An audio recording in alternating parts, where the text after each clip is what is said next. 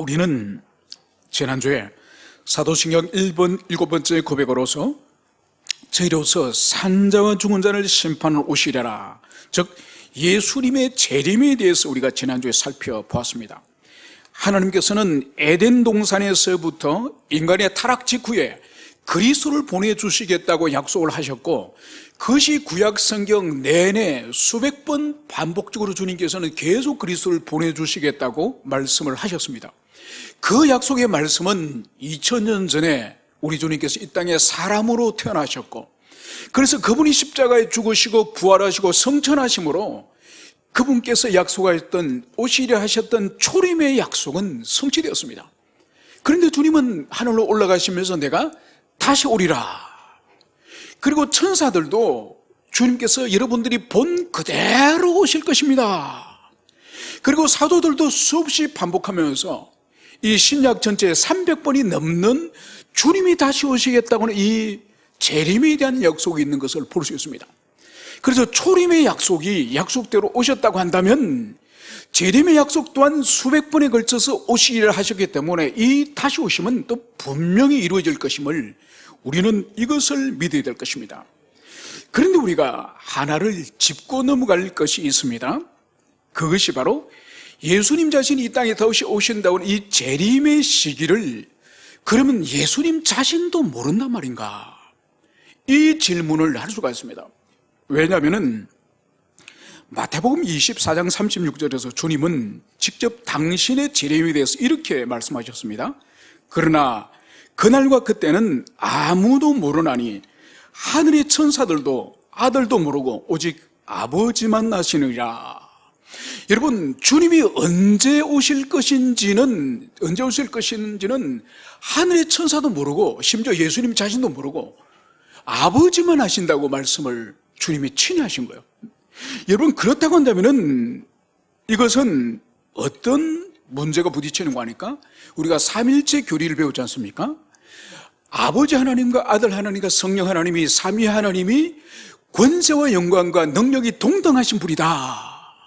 여러분, 그렇다 한다면 아버지가 아는 것이 있고 아들이 모르는 것이 있다고 한다면 이 삼일체 교리가 잘못하면 자칫 흔들릴 위험이 있다는 거죠.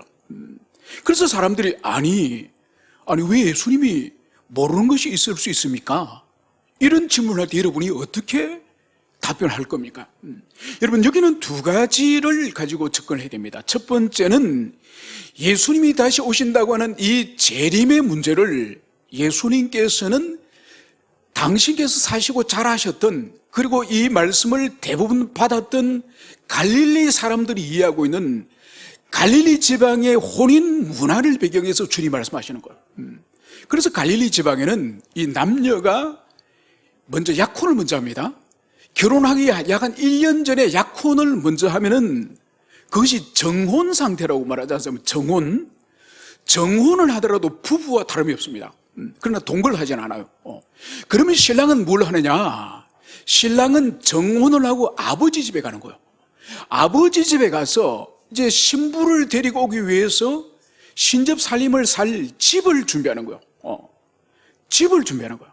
그래서 예수님이 제자들에게 내가 아버지께 올라가서 집을 준비하면은 너희들을 데리러 오겠다, 그 말씀도 바로 갈릴리 혼인 문화를 배경으로 해서 주님이 재림을 말씀하시는 거예요.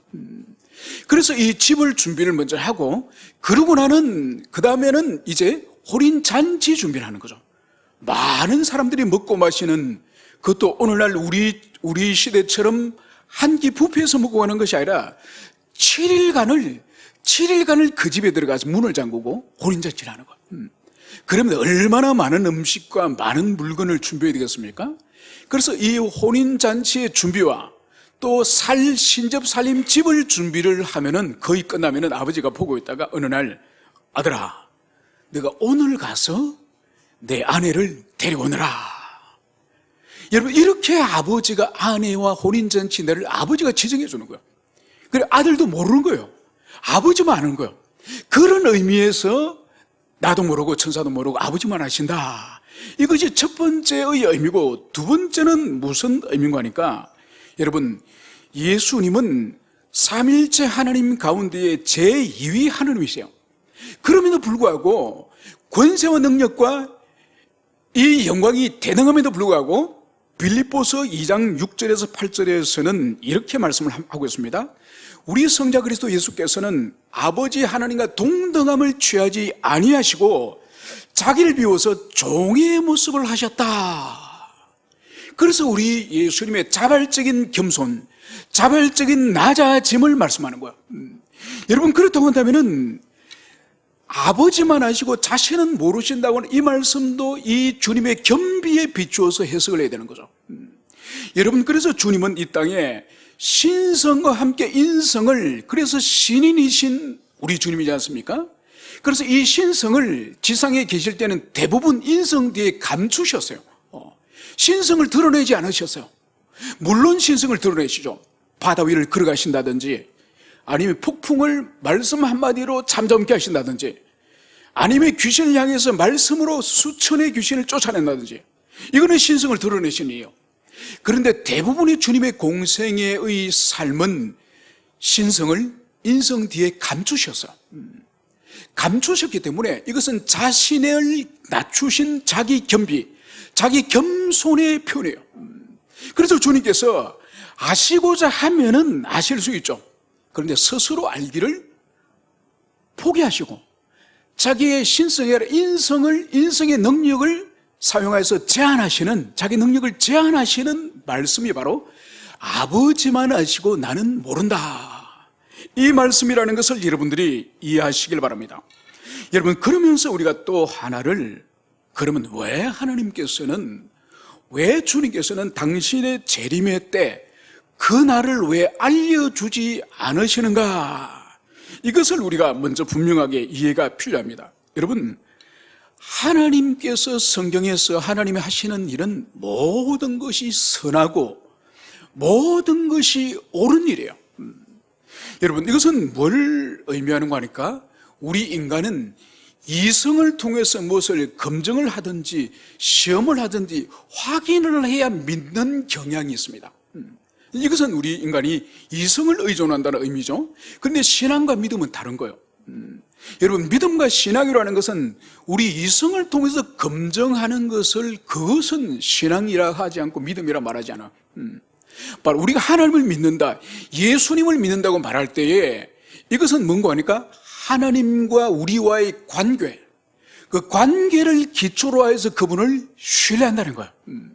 그래서 우리는 하나님이 하실 일에 대해서 우리가 확인을 하거나 이성으로 검증을 하거나 실험을 해서 이것은 선한 일이구나, 이것은 옳지 않은 일이구나, 우리가 검증을 통해서 확인해서 믿는 것은, 이것은 믿음이 아니에요. 믿음은 바로 주님과 우리와의 관계를 통해서 일방적으로 신뢰하고 믿는 거죠. 그 본질이 바로 뭔가 하니까 하나님 아버지께서 아들의 생명을 버리시면서 아들을 죽이시면서 우리를 구속하셨으니 그분의 말씀이 얼마나 참되고 선하다고 하는 것은, 이것은 검증할 필요 없이 우리가 믿을 수 있는 거예요. 여러분, 예수님도 마찬가지요. 우리를 구속하기 위해서, 죄인인 우리를 구원하기 위해서 자기 생명을 버리시면서 우리를 구원하셨어요. 그런 분의 말씀이라고 한다면은 우리가 시험을 하거나 검증할 필요 없이 그 말씀은 진리라는 거죠. 그래서 주님의 말씀을 시험하지 않고 검증하지 않고 그 말씀 자체를 믿는 그것을 믿음이라고 그래요. 그래서 오늘 재림의 시기에 대해서 우리에게 알려주지 않는 이것 또한 주님의 선하심이다, 이것을 우리가 굳세게 믿어야 될 것입니다. 여러분, 그래서 열처녀의 비유를 통해서 주님께서 등불뿐만 아니라 기름을 반드시 준비하라고 한 이 말씀의 본질이 우리가 지난 시간에 뭐라고 우리가 살펴봤습니까? 이것은 바로 우리의 일상의 영역, 우리 평소의 삶의 영역에 있어서 항상 주님이 오시는 재림이 있고, 그리고 재림하셔서 주님께서는 반드시 우리의 삶을 심판하실 것이다. 그래서 재림과 심판을 항상 우리의 염두에 두고 인식을 하면서 살면서, 그러면서 우리가 어떻게 살아야 되느냐, 특정한 재림의 시기에, 재림의 때에 무언가를 준비하는 것이 아니라 평소 일상의 모든 영역에, 평소 삶의 영역에서 항상 주님의 뜻을 순종하며 살길 바라는 거룩한 삶을 주님이 그것을 원하신다. 이것이 바로 우리가 지난 시간에 살펴봤던 바로 재림의 시기를 특정하지 않고 모든 일상의 영역에서 소중히 우리가 살기를 바라시는 것이 주님의 뜻이라는 것을 우리가 살펴봤습니다.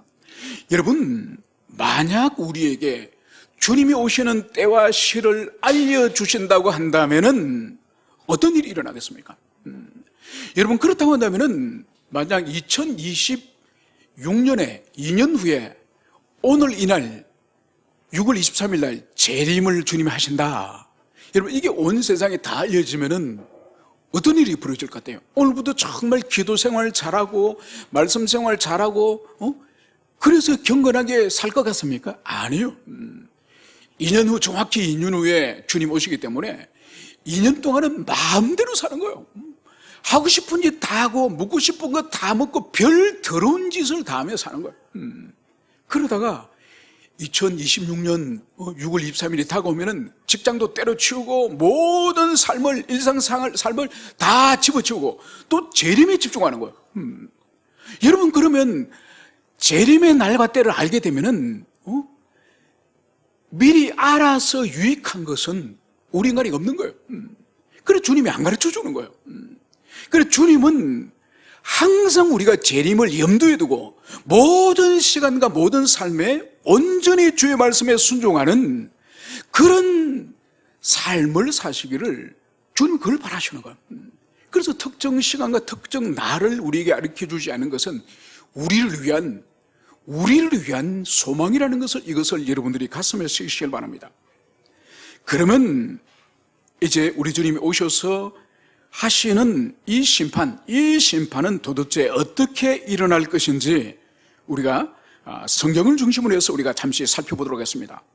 오늘 저희들이 함께 읽었던 마태복음 25장 31절부터 33절의 말씀에 보면은 인자가 자기 영광으로 모든 천사와 함께 올 때에 자기 영광의 보좌에 앉으리니 모든 민족을 그 앞에 모으고 각각 구분하기를 목자가 양과 염소를 구분한 같이 양은 그 오른편에 염소는 왼편에 두리라.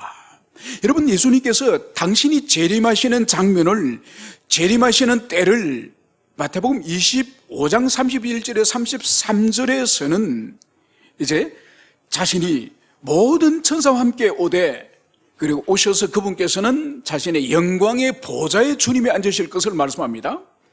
그리고는 모든 민족을 이제 우리 주님의 보좌 앞에 다 이제 모으는 거예요. 그래서 이제 이 모든 민족을 구분합니다. 어떻게 구분하느냐? 목자가 양과 염소를 구분하는 같이 오른편의 양을, 왼편에는 염소를 구분한다고 말씀을 하고 있습니다. 여러분, 이것은 뭔가 하니까 팔레스타인의 이 목축 문화를 배경으로 주님이 재림에 대해서, 심판에 대해서 지금 설명하는 거예요. 그러니까 팔레스타인은 이 초원에 양과 함께 염소를 함께 키웁니다. 그리고 낮에는 들판에서 양과 염소를 함께 다 풀어놓고 키우지만은 해가 지고 저녁이 되면은 양우리가 따로 있고 염소우리가 따로 있는 거예요. 그래서 양과 염소를 함께 잠을 재우지 않습니다. 그래서 양과 염소를 분리해가지고 이렇게 나누는 거죠. 그래서 주님께서 양은 성경적으로 하나님의 언약 백성을 상징하는 그런 짐승이지만 염소는 아주 고약한 짐승이죠. 그리고 염소는 하나님의 언약으로부터 벗어난 그런 사람들을 분류할 때 염소로 구분하는 거예요. 그래서 예수님의 보좌 앞에 모든 민족을 이제 모으고 양과 염소를 나누듯이 이제는 하나님의 택자들과 불택자들을 나눌 것임을 주님은 말씀을 하고 있습니다. 또 이 심판의 장면에 관해서 요한계시록 20장 11절부터 보면은 또 내가 크고 흰 보좌와 그 위에 앉으신 이를 보니 땅과 하늘이 그 앞에서 피하여 간 데 없더라. 또 내가 보니 죽은 자들이 큰 자나 작은 자나 그 보좌 앞에 서 있는데 책들이 펴 있고 또 다른 책들이 펴졌으니 곧 생명책이라. 죽은 자들이 자기 행위를 따라 책들에 기록된 대로 심판을 받으니. 여러분, 이 계시록 20장에 등장하는 이 심판의 보좌와 이 마태복음 25장에 등장하는 이 심판의 보좌는 다릅니다. 여러분, 이 계시록 20장에 등장하는 크고 흰 보좌, 이거를 백보좌 심판이라고 불러요. 크고 흰 보좌 앞에 이제 모든 사람이 그 앞에 다 모인 거예요. 그래서 이 심판이 얼마나 두려운지 땅과 하늘이 그 앞에서 피하여 간데 없더라. 바로 이 심판의 때가 되면은 땅과 하늘, 즉 하나님이 첫 번째 먼저 지으셨던 이 땅과 하늘이 이 인간의 죄로 말미암아 이 땅과 하늘이 오염됐지 않습니까? 이 모든 천지와 만물들이 다 소멸될 것임을 말씀합니다. 그러면서 이제 큰 자나 작은 자나 예수님의 심판의 보좌 앞에는 모든 민족이 섰다고 한다면 여기는 큰 자나 작은 자나 다 보좌 앞에 있고, 바로 이 백보좌 심판 앞의 특징이 바로 뭔가 하니까 여기는 책이 펴져 있다는 거예요.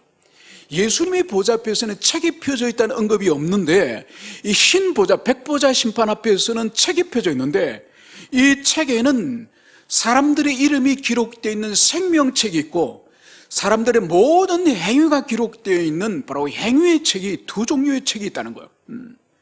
그러면 사람들은 이렇게 질문할 것입니다. 아니 목사님, 그러면 하나님이 두 번 심판하십니까? 마태복음 25장에 예수님 보좌 앞에 한 번 심판을 당하고 계시록 20장에 성부 하나님, 창조주 하나님 앞에 심판을 또 한 번 당합니까? 이런 질문을 하는 거죠. 여러분, 그렇지 않습니다. 한 번의 심판이고 한 번의 보좌 앞에 심판인 것입니다. 바로 뭔가 하니까 아버지 하나님과 아들 하나님은 일체이시지 않습니까? 그래서 이 심판은 마태복음과 이 계시록이 두 번에 나누어져서 심판하는 것이 아니라 하나님의 심판에 관한 계시가 풍부하게 이 마태복음과 이 계시록에서 이 두 곳을 통해서 풍부하게 우리에게 계시가 된 거예요. 그래서 그 보좌에는 우리 성부 하나님과 성자 하나님께서 앉으셔 심판하시는데 바로 양과 염소처럼 모든 세상의 인생들이 그날엔 다 나눠질 것임을, 바로 택자와 불택자로 나눠질 것임을 말씀하고, 그리고 나눠진 그 사람들에 대해서는 어떤 사람은 생명책에 이름이 있는 사람이 있을 것이며 어떤 사람은 생명책 이름이 없는 사람이 있을 것이며, 그리고 그 모든 사람의 행위들은 바로 행위의 책에 기록이 됐다는 거죠. 그래서 이 마태복음 25장과 계시록 20장은 분리되어지는 것이 아니라 이것이 통합되어져서 마지막 심판이 어떠한지를 우리에게 더 풍부하게 성부 입장에서 계시록 20장에서 계시하고 성자 그리스도 예수 입장으로서는 마태복음 25장에서 계시하고 있다는 이것을 여러분들이 가슴에 깊이 새기시기를 바랍니다. 그래서 오늘 여기서 우리가 볼 수 있는 것은 성부 하나님의 백보좌 심판에 있어서 주님이 주목하는 것은 생명책도 주목하지만은 누구의 이름이 그 책에 기록되었을 것인지, 누가 구원을 받을 것인지 그것도 주목을 할 만하지만은, 그런데 여기서는 행위의 책이 더 주목을 하고 있는 것을 볼 수 있습니다. 그래서 오늘 그리스도인이나 이 비그리스도인이나 막론하고 이 심판의 기준은 바로 각자의 행위다. 각자의 행위가 바로 하나님의 심판의 기준이다. 이것을 여기서 말씀을 하고 있습니다. 여러분, 그러면은 어떤 사람은 또 이런 질문을 할 겁니다. 아니 목사님, 구원은 행위가 아니라 믿음으로 구원받는다고 말하지 않았습니까? 믿음으로 구원받는다고 말했는데 왜 여기서 자꾸 행위로 심판한다고 그러십니까? 이런 질문을 한다는 거죠. 여러분, 여기서 행위 심판을 말하는 것은 오직 믿음으로 구원받는다는 그 조건과 충돌하는 것이 아니에요. 바로 뭐냐? 참된 믿음은, 구원받을 만한 참된 믿음은 반드시 필연적으로 진실한 행위를 통해 드러나는 거야. 여러분, 그래서 로마서에서 바울 사도가 이신칭이, 즉 믿음으로 의롭게 된다고 하는 이 진리와 야고보 사도가 행위를 통해서 구원을 받는다고 하는 이것은 충돌하는 것이 아니에요. 이때 행위는 아무 행위를 말하는 것이 아니라 참된 믿음을 소유한, 참된 믿음을 담지한 그런 행위를 말하는 거예요. 여러분, 그렇기 때문에 참된 믿음을 가진 사람은 바로 참다운 행실을 하는 거예요. 주님의 말씀에 순종하는 참다운 행실을 하는 거예요. 그래서 입으로만 믿는다고 고백하는 사람을 우리 인간은 구분 못해요. 저 사람이 구원받을 구원받을 만한 믿음이 있는지 없는지를 우리는 구분 못하지만 하나님은 정확하게 그 사람의 행위 속에 있는 중심, 믿음을 보시고 주님께서는 그 사람을 구원을 하시기 때문에 사람은 속일 수 있을지언정 하나님의 눈은 결코 속일 수 없다는 것을, 이것을 우리가 가슴 깊이 새기게 될 것입니다. 그러면 이제 우리 주님께서 이 심판의 근거가 되는 이 행위란 도대체 무슨 행위인지 이것을 우리가 살펴보도록 하겠습니다. 여러분, 성경 속에서는 심판의 날에 주님 앞에 나와서 자신의 의를 주장하고 우리 주님께 항의를 하는 사람들이 있습니다. 그들에게 주님께서 어떻게 답변을 하셨는지 오늘 우리가 마태복음 7장 21절에서 23절을 통해서 우리가 살펴보도록 하겠습니다. 나더러 주여 주여 하는 자마다 다 천국에 들어갈 것이 아니요 다만 하늘에 계신 내 아버지 뜻대로 행하는 자라야 들어가리라. 그날에 많은 사람이 나더러 이르되 주여 주여 우리가 주의 이름으로 선지자 노릇하며 주의 이름으로 귀신을 쫓아내며 주의 이름으로 많은 권능을 행하지 아니하셨느니까 하리니, 그때 내가 그들에게 밝히 말하되 내가 너희를 도무지 알지 못하니 불법을 행하는 자들아 내게서 떠나가라.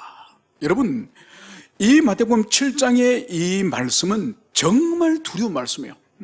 이거는 세상에 있는 불신자에게 주신 말씀이 아니에요. 이거는 산상순회 주님 가까이서 지금 주님의 가르침을 받고자 하는 주님의 제자들을 비롯하여서 주님의 음성을 듣는, 오늘날로 치면은 교회 안에 있는 신자라고 말하는 사람들에게 주신 말씀이 이 마태복음 7장의 말씀이에요. 그래서 오늘 주님께서는 나더러 주여 주여 하는 자마다 천국에 다 들어가는 것이 아니다, 이 말씀을 여기서 하고 있습니다. 여러분, 주여를 지금 2번씩이나 반복하는 거예요. 이것은 예수님이 무슨 의미로 사용하나 하니까 지금 주님을 부르는 이 사람이 대단한 열정을 가지고 있는 사람이에요. 한 번 주여 부르는 것이 아니라 주여 주여, 여기서 오늘 반복적으로 계속 말하고 있지 않습니까? 그래서 교회 안에서 열정적으로 보이는 사람들, 열정적으로 무엇을 섬기고 열정적으로 무엇을 하는 사람들, 여러분, 그런 사람들이 다 구원을 받는 것은 아니다. 주님은 이 말씀을 하시는 거예요. 그래서 이 사람들이 주님께 와서 오늘 무엇을 항변하느냐.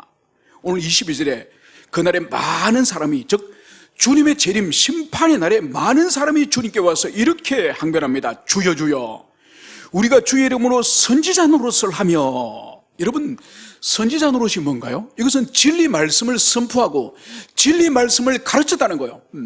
여러분, 이것은 그리스도 예수 이름으로 목회자가 되고 말씀을 가르치고 전도를 하고 수많은 사람들에게 그리스도에서 복음을 전했던 사람을 말한 거예요. 여러분, 이것은 아마 교회 사역 안에서 가장 열심히 하나님과 영혼을 섬겼다고 자부하는 사람이지 않겠습니까? 여러분, 목회자들이 그럴 테고, 그리고 전도하는 사람들이 그럴 테고, 여러분, 그런 사람이 지금 제가 선지자 노릇했습니다, 이것을 지금 주님께 지금 주장하는 것입니다. 그러면서 또 어떤 사람은 주의 이름으로 귀신을 쫓아내며. 여러분, 귀신 쫓아내 보셨습니까? 여러분, 오늘날도 만약 어떤 목회자나 어떤 신자가 귀신을 여기저기서 쫓아낸다고 한다면은 그 사람 앞에 구름대처럼 사람들이 몰려들 겁니다. 여러분, 오늘날도 여전히 특별히 이 멘탈리티 관련되어지는 질병 가운데서는 이 귀신에 의한 정신질환이 많아요. 그래서 귀신을 쫓아낼 때 온전히 회복되어지는 것이 이 복음서에 있듯이 오늘날도 귀신의 역사로 말미암아서 많은 불행한 질병의 고통을 받는 사람이 많습니다. 만약 어떤 사람이 귀신을 쫓아내는 능력이 있다, 아마 인산인해를 이룰 것입니다. 그리고 마지막으로 이제 세 번째로, 주의 이름으로 많은 권능을 행하지 아니하였나이까.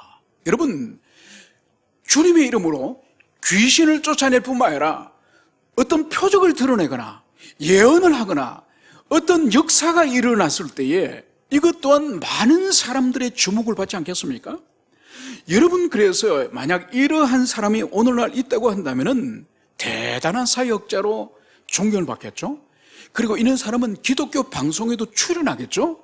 그리고 이 교회 저 교회 다니면서 간증 집회도 하겠죠, 그죠? 하긴 얼마 전에 파묘라고 하는 영화를 만든 그 감독이라고 하는 사람이 어느 교회 집사라고 그러더만요.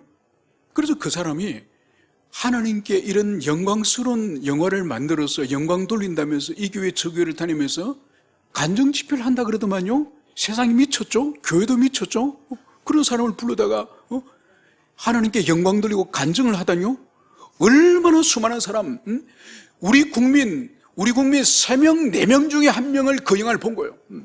여러분, 그런 영화를 보면 우리 영혼이 엄청난 데미지를 입는 거예요. 여러분, 그걸 알아야 돼요. 그걸 보는 순간 그 속에 있는 오만 더러운 악한 영향력이 우리 영혼을 오염시키고 우리가 알게 모르게 우리 영혼의 경건이 무너지는 거예요. 그걸 모르고 사는데 보는 거예요.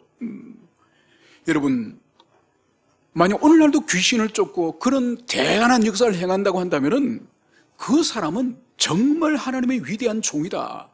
대단한 목회자다. 여러분, 그렇게 추앙을 받지 않겠습니까? 그런데 오늘 주님의 말씀은 뭔가요? 귀신을 쫓고 선지자 노릇을 하고 많은 능력을 행했지만은 주님께서는 오늘 하신 말씀이 바로 뭐죠? 나는 너희를 도무지 알지 못한다. 여러분, 여기서 도무지 알지 못한다는 이것은 나는 너희들 처음부터 알지 못한다는 거. 너희들 아는 적이 없었다. 여러분, 여기서 우리 주님의 이 말씀 가운데서 우리가 볼 수 있는 것이 뭔가요? 어떤 표적으로서 드러나는 어떤 사역들, 귀신을 쫓거나 능력을 행하거나, 여러분, 이것은 우리의 구원과 전혀 상관이 없을 수가 있다는 것을 주님은 분명히 말씀하는 거예요. 여러분, 그래서 오늘날도 얼마나 많은 사람이 속는지 몰랍니다. 첫째로는 사역자들이 속죠. 사역자들이 어찌하면 능력을 행해볼까, 능력을 행해서 사람들이 주목을 받아볼까. 여러분, 제가 아는 어느 목회자는 병원 신방을 다니는 분이었어요. 그분이. 그래서 암 환자나 이 중환자들 만나니까 정말 필요한 것이 뭔가 아닌가. 야, 능력이 있어야 되겠다. 능력이 있으면 정말 좋겠다.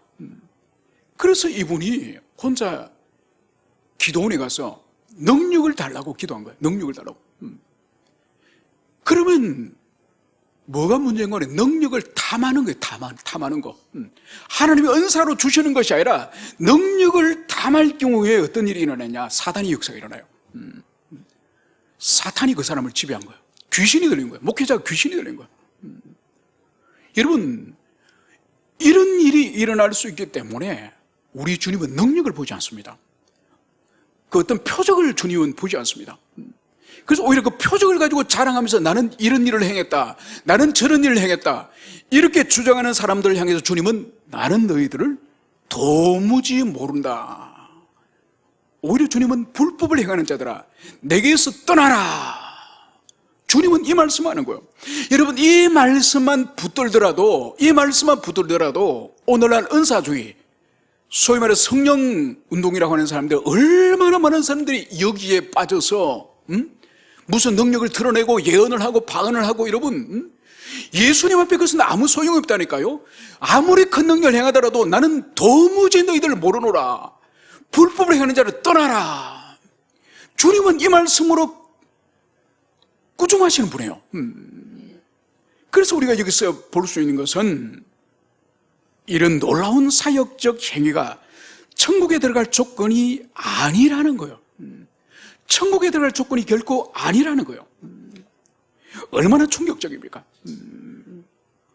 그래서 주님께서는 당신의 자녀들, 백성들을 주목하는 것은 어떤 사역적 표적이나 사역적 기적을 보시는 것이 아니라 바로 주님 보시는 것은 모든 일상 삶 가운데에, 모든 구체적인 일상생활 가운데서 아버지 뜻대로 살아가는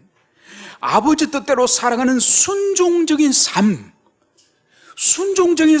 그것을 주님께서는 우리를 향해서 주목하고 있다는 이것을 여러분들이 가슴 깊이 새기시기를 축원합니다. 그래서 이것을 배제하고, 이 순종적인 삶을 배제하고 사역에서 어떤 특별한 표정이나 헌신을 해야 한다는 것은 얼마나 어리석은지, 이것을 여러분들이 가슴 깊이 새기시기를 축원합니다. 그래서 예수님은 당신 자신이 다시 오시는 재림의 때를 요한계시록 19장에서는 주님은 어린 양, 당신 자신이 어린 양에 부르지 않습니까? 어린 양의 혼인잔치라고 주님은 당신의 재림의 때를 어린 양 혼인잔치라고 비유하셨습니다. 여러분, 그래서 계시록 19장 7절에서는 어린 양의 이 혼인잔치, 이 신부의, 우리 예수님의 신부의 교회된 특징이 무엇인지를 주님은 이렇게 말씀하시는 거죠. 우리가 즐거워하고 크게 기뻐하며 그의 영광을 돌리세. 어린 양의 혼인계약이 이르렀고 그의 아내가 자신을 준비하였으므로 그에게 빛나고 깨끗한 세마포 옷을 입도록 허락하셨으니 이 세마포 옷은 성도들의 옳은 행실이로다. 여러분, 이제 어린 양의 혼인잔치, 주님의 재림의 때가 이제 이르렀고, 이제 주님의 이 아내, 주님의 아내는 바로 우리 한 사람 한 사람 교회된 우리를 말하지 않습니까? 이제 주님의 아내가 자신을 위해서 무엇을 준비했다고요? 자신을 위해서 준비한 것은 바로 빛나고 깨끗한 세마포 옷을 입도록 이제 허락됐다는 거예요. 이제 혼인 예식을 하기 위해서 오늘날 하얀 웨딩드레스를 입듯이 바로 교회된 우리 한 사람 한 사람에게 빛나고 깨끗한 세마포 옷을 입도록 허락하셨는데, 이 세마포 옷이 뭐라고요? 성도들의 옳은 행실이로다. 여러분, 성도들의 옳은 행실은 성도들의 하나님의 말씀에 순종하는, 하나님의 뜻에 순종하는 그것을 말하는, 다른 것이 옳은 행실을 말하는 것이 아니라 주님이 이렇게 살아라, 이렇게는 살지 말라, 하나님이 우리에게 주신 말씀을 따라 순종하는 것이 바로 세마포 옷을 입는 거예요.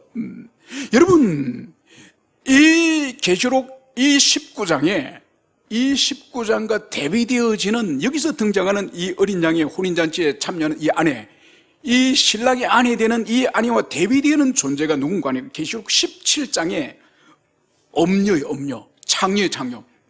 이 창녀의 특징이 바로 뭔가 하니까 자주옷, 붉은 옷, 검은 보석으로 꾸민 화려한 여인이에요. 바로 이 여인은 창녀라 불러요. 창녀. 바벨론 엄녀예요. 교회를 마귀하고 성도를 마귀하는 그런 사람이에요. 이 엄녀는 나중에 죽임을 당합니다. 누구의 죽임을 당하느냐? 바로 적그리스도에게 죽이고 불태우고 이 엄녀의 살을 먹어버린다 그럽니다. 죽여서 이 살을 파먹어버려요. 여러분, 그래서 이 엄녀의 삶과 이 신부의 아내의 삶을 이 계시록에서 명백하게 나누고 있는 거예요. 여러분, 이 신부의 삶과 엄녀의 삶은 다른 것이 아니에요. 하나님 말씀에 순종하는 삶을 사느냐, 자기 마음대로 사느냐, 이것이 엄녀의 삶과 이 신부의 삶으로 완전히 나누어진다는 것을, 이것을 말씀을 하고 있습니다. 그래서 예수님이 재림하시면 이 세상은 멸망당하고 심판하지만은 예수님의 신부된 이 성도의 특징이 바로 빛나고 깨끗한 이 세마포 옷, 거룩한 행실을 입는 것이 허락이 된 것인데, 그래서 우리가 결론적으로는 이제 이 모든 것은 주님에게 순종하는, 말씀에 순종하는 삶을 사는 것인데, 여러분, 이것이 어떻게 가능하냐? 여러분, 주님을 사랑해야 돼요. 그래서 예수님도 친히 말씀했지 않습니까? 나를 사랑하는 자는 내 계명을 지키느니라. 나를 사랑하지 않는 자는 내 계명을 지키지 않으니라. 여러분, 우리가 주님의 계명을 지키려고 부단히 애를 써야 되지, 그보다 더 중요한 것은 뭐냐? 주님을 사랑해야 돼요. 인격적으로 그분을 사랑해야 돼요. 그분을 사랑할 때 그분의 말씀과 그분이 우리 주시는 이 약속과 이 계명을 얼마나 소중히 여기는지 몰라요. 그래서 우리가 순종할 수 있는 거예요. 이제 말씀을 정리하고자 합니다. 주님 다시 오실 날은 점점점 다가오고 있습니다. 우리는 주님 앞에 설 날이 옵니다. 바로 그분의 보좌의 심판, 그 백보좌의 심판 앞에 우리 모두가 서서 우리의 행실들이 낱낱이 기록된 그 책을 볼 것입니다. 여러분, 그 책은 삼위 하나님이 보실 뿐만 아니라 그 책의 정의는 하늘의 모든 천사가 봅니다. 그리고 더 나아서 성도들이, 이 지상의 성도들이 그것을 볼 것입니다. 그러나 우리 행실이 기록된 그 행위의 책은 우리를 심판하기 위한 행실의 책은 아니에요. 불신자는 심판이 근거가 되겠죠. 그래, 우리에게는 심판은 없습니다.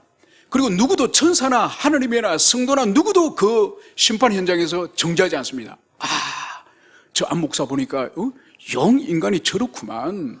앞에서 설교할 때는 번지를 하게 하더니 이 보좌의 이 행위책 보니까 영 시원찮구만. 아무도 정지하지 않아요. 그런데 정지하지 않지만은 한없는 수치를 우리는 느낄 것입니다. 우리가 감춰졌던 부끄러웠던 모든 행실들이 그 마지막 심판 자리에서 다 보여주면서 한없는 수치를 느낄 거고, 그래서 우리에게 하나님이 원하시는 것은 뭐냐? 주님, 저는 구원받을 자격이 없습니다. 저는 천국에 들어갈 자격이 없습니다. 저는 이런 더러운 삶을 산 그런 존재에 불과합니다. 이런 마음과 이런 고백을 할 때에 바로 보좌 우편에 계시는 성자 하나님이신 우리 주님께서 아버지, 바로 이 사람은 그리스도 예수를 영접하고 비록 연약하고 부족하고 허물이 많은 인생이지만은 아버지 뜻대로 살기 위해서 온몸으로 헌신하였던, 몸부림쳤던 보혈을 묻힌 인생입니다. 그러면 아버지께서 이 아들의, 이 우리의 변호사이신, 영원한 변호사이신 주님의 음성을 들으시고, 그래, 천국 문이 열리도록 주님께서 인도해 주시는 거죠. 여러분, 이것이 바로 마지막 재림과 재림 이후에 오셔서 주님 행하실 심판의 장면이라는 것을, 이것을 여러분들이 가슴에 새기시고, 우리가 이 사도신경에 저희로서 산자와 죽은 자를 심판하러 오시리라, 이것을 고백할 때마다 주님 다시 오심과 우리가 이 보좌 앞에서 심판을 받을 것이고, 그리고 그 앞에서 주님의 십자가의 은총으로, 보혈의 은총으로 우리가 주님의 나라 들어갈 것임을, 이것을 상기하는 여러분 되시기를 축원합니다. 함께 우리 기도하시겠습니다.